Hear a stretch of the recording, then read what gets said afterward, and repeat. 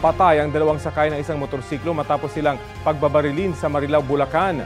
Patuloy na inaalam ng mga otoridad kung sino ang salarin at kung ano ang motibo sa krimen. Balitang hatid ni James Agustin. Bumulagtang dalawang sakay ng isang motorsiklo matapos pagbabarilin sa bahaging ito ng Barangay Lambakin sa Marilao, Bulacan, pasado alas 11 kagabi.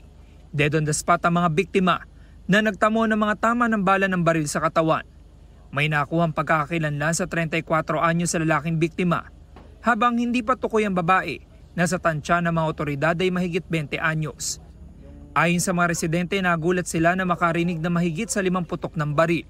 May narinig po kaming sunod-sunod na putok ng baril.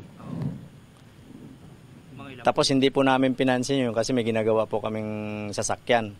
Sa kabilang kanto lang po. Tapos nung biglang may sumisigaw na may bumulagta, sumili po kami. Pero hindi kami basta-basta lumapit kasi baka mamaya nandun pa yung bumaril eh.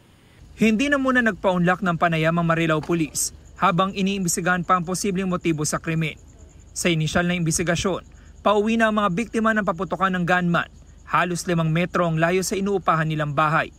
Nakasakay rin sa isang motorsiklo ang salarin na nakasuot ng itim na long sleeves at face mask. Ang barangay naman, limitado lang din ang impormasyong nalalaman kaugnay sa mga biktima. Hindi po namin masyadong kilala yung mga tao na yun dahil sabi po ng mga kapitbahay, 2 linggo pa lang daw po silang nakatira dyan.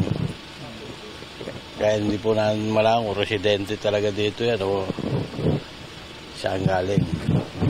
Nang iproseso ng SOCO, nakuhang nasa 38 sachet ng umunay shabu mula sa bulsa ng shorts ng lalaking biktima. May nakita ring baril na nakasukbit sa kanyang bewang. Sa motorsiklo, nakuhang 2 cellphone at mga drug paraphernalia. Abot sa 9 na basyon ang balang na-recover sa pinangyarihan ng pamamaril. Nagkasana ng follow-up operation ng pulisya. Pasado alas 4 na ng umaga nang matapos si proseso ng SOCO ang crime scene. Isa sa ilalim sa autopsy ang mga labi ng 2 biktima. James Agustin, nagbabalita para sa GMA Integrated News.